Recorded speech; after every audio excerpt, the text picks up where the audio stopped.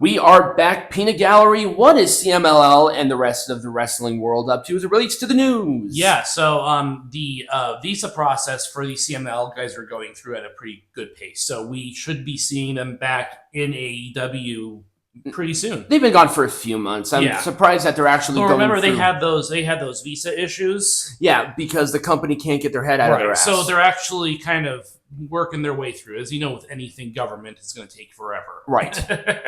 And remember, this is not even guaranteed that they'll get these visas at all. Most likely they will, but at the same time, it's not guaranteed. I don't know why they want these people back on this television screen. It's not who knows? Like, why? I don't know. Where, I mean, just fix yourself, AEW. Like, come on. Right. So obviously, we did talk about how Scripps is, well, it was noted earlier, Scripps is leaving the company. He's letting his contract He's letting his contract expire. Don't know what he's doing after this, but, you know. I don't think there's a 90-day non-compete. No, there is not. Let your contract roll over. That's what Dean Ambrose did when he left. That's why he could debut in AEW so quickly. Yeah, and I wonder if Scripps would be a great place. I think TNA would be a great place for him. Yeah, I could see him more as a manager because he's literally a Cirque du Soleil performer before he joined WWE. So yeah, and his skills are they're mid. They're getting better. Yeah, you know, once again, if he can have a faction for him, I think that'd be really cool. I could see him being with like Mustafa Ali and being a part of that. I think that'd be a really cool wrestler manager situation. Or Top Dollar and First Class. Yeah, First Class. Yeah, that'd be pretty cool. We're not shoehorning him in because of the color of their skin. We're just talking in general. Yeah. I think those two places would be really good for him. Yep, absolutely. But who knows? So obviously, if you've been watching, the NXT Women's North American Champion is finally going to be decided at Battleground, and it's going to be in a ladder match. Yes, it's going to be in the UFC Apex Center. It's going to be really. It's going to be a really interesting. Yeah, because it's not a very big. It's not a very big arena. No, it's not. I mean, it has 1,000 people or something. Yeah, it's right across the street from the headquarters here in Vegas. So, I think that's going to be interesting to see what they do with that. Obviously, we've gone over all the Drew Gulak drama. We don't have to talk about Drew Gulak. So yeah, Tonga Loa debuted. No, this is Gable Steveson. Oh, that's right, Gable Steveson. Gable Steveson was released. Yes, as well. This is Gable Steveson. This is a different colored person. Peanut Gallery. Come on, God, Jesus. But I was going to talk about Gable Steveson, but yeah, because he has some allegations way back in the day, and people were comparing Drew Gulak's situation to Gable Steveson, which is stupid because those are two totally different things. Yeah. And also, I think Gable Steveson got a really bad rap, and I blame the fans for it. Oh yeah. Their comparison to Kurt Angle, I think, was incredibly unwarranted, and because he's no Kurt Angle. No, but the issue is that they were trying to shoehorn him in there, and they rejected him. It's like maybe he was getting better, right? But I think after a while, they're like, we just don't know what to do with this guy. And this is not the only one that happened right after that mass release. Bubba was also released. And I think that is very similar to the reason why Isaiah Lee and Indashare and Jinder Mahal were released as well, is because I think that they were putting him into NXT in order to capture that Chinese markets. Right. Now with that Netflix deal, they really don't need that. Right. And at the same time, were they getting better? Because remember, nowadays it's based on how you perform. Right. It's not based on anything else. Right. Because the reason why Von Wagner was released was because he wasn't getting better. Right. And he had 5 years. They had him under contract for 5 years, and he just wasn't getting as good as they were wanting. There is a standard with WWE, and if you're not meeting that standard, you're not meeting that standard. But I also heard that Gable Steveson was kind of an ass backstage too. Yeah. So, but they kind of weird. I'm not sure if he'll be able to, but I think they released him right before the men's Olympic wrestling qualifiers, and I think based under his 90-day non-compete, I don't think he can. Right. But we'll see on guess. that. I mean, I think he's really kind of in that area anyway. Yeah. You can make a living on doing the Olympics, so I'm sure you'll be fine. But this one was one of the bigger ones because they really put a lot of investment with Gable Steveson. They did. I mean, they really did a lot, like touting and everything like that. Exactly. So Darby Allin got hit by a bus. This guy cannot catch a break for shit. I know. He broke his arm and somehow... How? I think he told the story on how it happened. He did. He told... I don't remember if he told on Instagram or if he told on a live stream or something. I think it was on Instagram. Yeah, right? I think it was on Instagram. But yeah, he got hit by a freaking bus. This guy just cannot catch him. But he's not the only high-profile person that is getting injured now this week, because Julia Hart is injured and she just underwent surgery. Yeah, she had elbow surgery, I think. Let's see, there were a couple of other people that had more minor injuries, but again, this is a post-dynasty whatever is going on. Okay, so Camille is rumored to sign a contract with AEW. So she made the mistake. Great. Yeah, she made a mistake. Fantastic. She'll be, I mean, I will say, of all the competition with AEW, I think Camille will really stand out in that company. I don't think she's going to stand out at all. She's going to just be the white person's Jade Cargill. You really think that they're going to pigeonhole her in that position? Yes, I think they are. That would be so disappointing, but at the same time, I am not going to be surprised in any capacity. Because she's tall and athletic. And she's like chiseled out of fucking granite. Right, and I just think, like Jade Cargill. Right.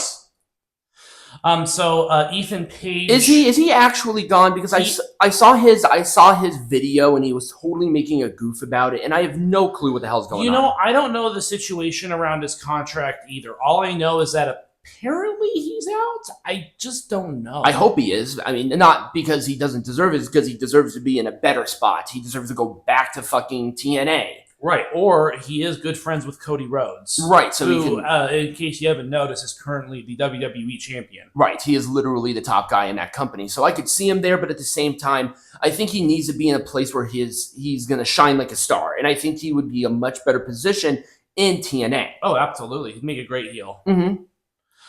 So this is where this is the other brown person. Yes, this is the other brown. I'm sorry, I got the two mixed up. Isn't Gable Steveson black? Yes, he is. Okay. I said brown. Okay.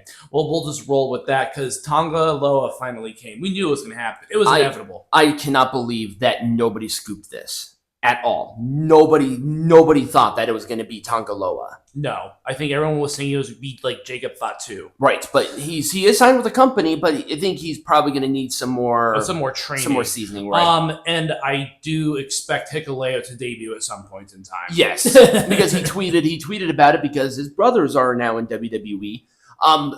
And I think it's really cool. I just love this picture because look at the attention to detail as it relates to it. Paul Heyman with the opposite arm, him wearing more blue. It's like it all just fits so nice. Right. It's great. He has no idea. All right, so King and Queen of the Ring tournament is starting up. They are doing their finals in Saudi Arabia. They are starting these qualifiers, I think, next week on Raw. They're starting it like literally tomorrow on Raw. Yeah. Here's the thing about the King of the Ring, and I think they need to bring it back because I think it's a great thing. The former Kings of the Ring winners would get a world title shot. I think that it was essentially the workhorse. It's like we're putting them on the pedestal, literally. Right. I think they need to bring that back. I think they do too. I think instead of just like or incorporate it into their gimmick. I know in some cases like Baron Corbin didn't work, but look at how William Regal did it. Look at how King Booker did it. Look at how and I think this would also be a good opportunity for like heel on heel or face on face. It would give them an excuse to kind of experiment with that. Like say for example, Walter wins it. Or Gunther wins it and he goes after the World Heavyweight Champion. Obviously, in a normal circumstance, he wouldn't be doing that against someone like Damian Priest, but it would give Gunther an excuse, especially with the following event being Bash in Berlin, to actually perform at that in that world title spot. Now, I think they announced all the matches. Do you have a prediction for the King and Queen? Because I do. Well, again, I think Gunther deserves it.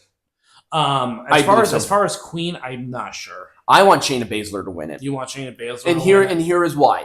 She's been kind of put in this little rut. Mm-hmm. She needs some momentum back. Oh yeah. What better way to get some sort of momentum than win after win after win after win, and then doing this? And she's already known as the Queen of Spades. Right. And so her having like this more maybe dominant, methodical queen character, not campy, but like what they like did, what she was in NXT. like what they did with William Regal, that tyrannical sort of like mythos character, Right. and then her versus Becky Lynch for the women's world. I think that would be a great way to pump some life back into that Raw main event scene. Right. But that's just me on that subject. So John Laurinaitis is joining Mr. McMahon in their in his lawsuit against Grant. Well, they were named in the lawsuit, but he supports and did a similar motion to essentially stop the lawsuit from proceeding. Yeah. So I don't know how John Laurinaitis in good faith can do this, because he literally said he was a victim. He literally said he was a victim. And then he just turns around and does this. Mr. McMahon's a cool guy. Right. I like his mustache. So Seth Rollins finally signed his contract. So there was another thing that I wanted to talk about, because he was at the Kentucky Derby. Oh yes, I just saw that he shaved his beard. No, he shaved his head. He's bald. Oh, he's bald? He's bald. Huh.